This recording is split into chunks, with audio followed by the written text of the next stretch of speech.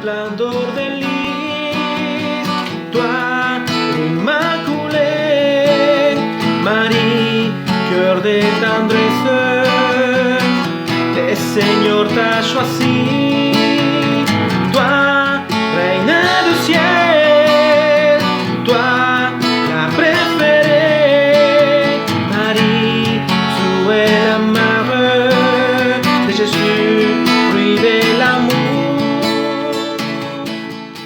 Bonjour tout le monde, en ce beau samedi 4 décembre, on se trouve au 6e jour de la neuvaine de l'Immaculée Conception de la Vierge Marie. Et si vous voulez, on va demander tout de suite son assistance à notre Mère du Ciel afin d'accueillir sous la mouvance de l'Esprit ce beau trésor de l'Évangile qui nous est présenté, qui nous est proposé aujourd'hui. Alors, c'est dans Saint Matthieu, vers la fin du chapitre 9 et le début du chapitre 10. Acclamons ensemble cette parole de Dieu. Le Seigneur soit avec vous. Évangile de Jésus-Christ selon Saint Matthieu. Gloire à toi, Seigneur. Alléluia, Alléluia, Alléluia. Gloire à toi, ô Seigneur. En ce temps-là, Jésus parcourait toutes les villes et tous les villages, enseignant dans leurs synagogues, proclamant l'évangile du royaume et guérissant toute maladie et toute infirmité. Voyant les foules, Jésus fut saisi de compassion envers elles, parce qu'elles étaient désemparées et abattues comme des brebis sans berger. Il dit alors à ses disciples, « La moisson est abondante, mais les ouvriers sont peu nombreux. Priez donc le maître de la moisson d'envoyer des ouvriers pour sa moisson. » Alors Jésus appela ses 12 disciples et leur donna le pouvoir d'expulser les esprits impurs et de guérir toute maladie et toute infirmité. Ces 12, Jésus les envoya en mission avec les instructions suivantes. « Allez vers les brebis perdues de la maison d'Israël. Sur votre route, proclamez que le royaume des cieux est tout proche. Guérissez les malades, ressuscitez les morts, purifiez les lépreux, expulsez les démons. Vous avez reçu gratuitement, donnez gratuitement. » Acclamons la parole de Dieu. Alléluia, Alléluia, Alléluia. Gloire à toi, ô Seigneur. Une des plus belles paroles de l'Évangile, c'est tellement parlant.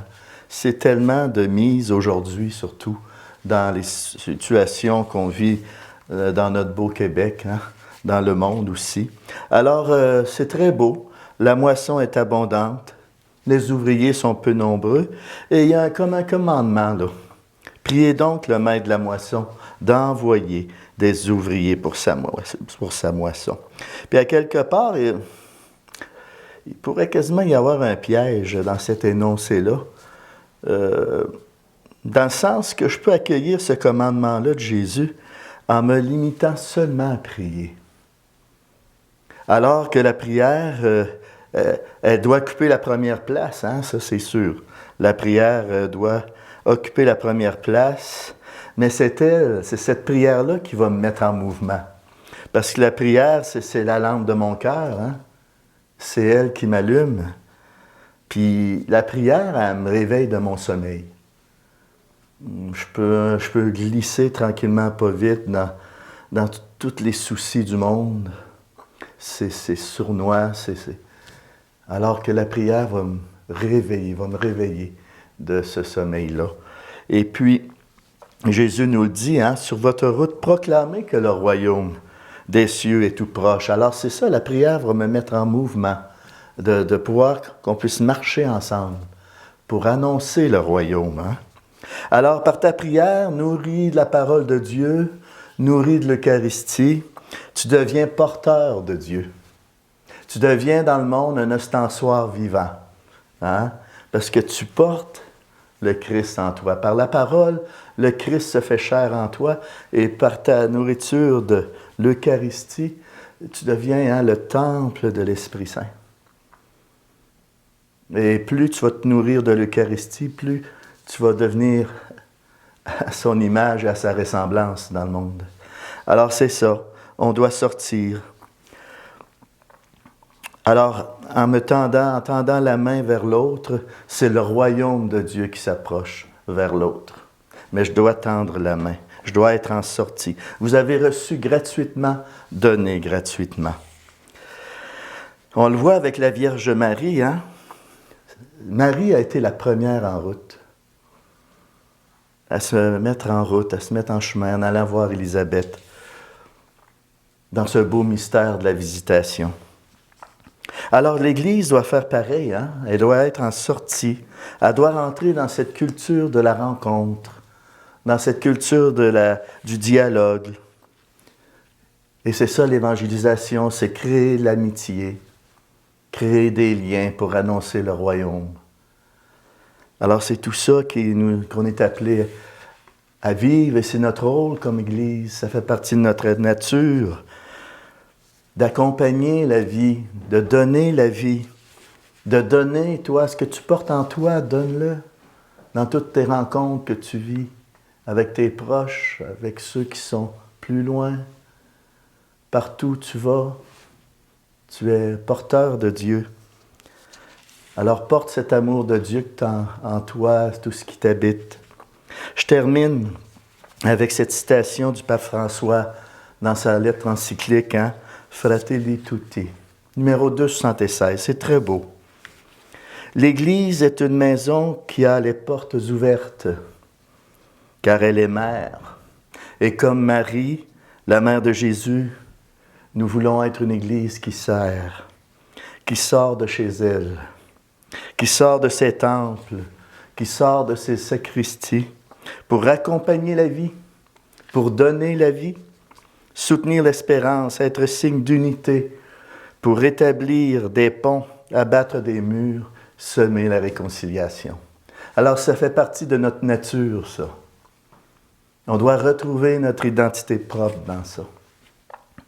Alors demandons tout de suite à Marie, notre reine, de transformer nos cœurs en vue de l'annonce du royaume de Dieu. Si vous voulez, on va entrer davantage dans cette neuvaine à l'Immaculée Conception par cette prière. Prions ensemble. Toi, reine du ciel, toi, la préférée, Marie, tu es la mère de Jésus, fruit de l'amour. Ô Vierge Marie, Vierge Immaculée, élue entre toutes les femmes pour donner au monde le Sauveur, servante fidèle du mystère de la rédemption, donnez-nous de répondre à l'appel de Jésus, de le suivre sur le chemin de la vie qui conduit au Père. Vierge toute sainte, transformez nos cœurs. Reine des apôtres, faites de nous des apôtres.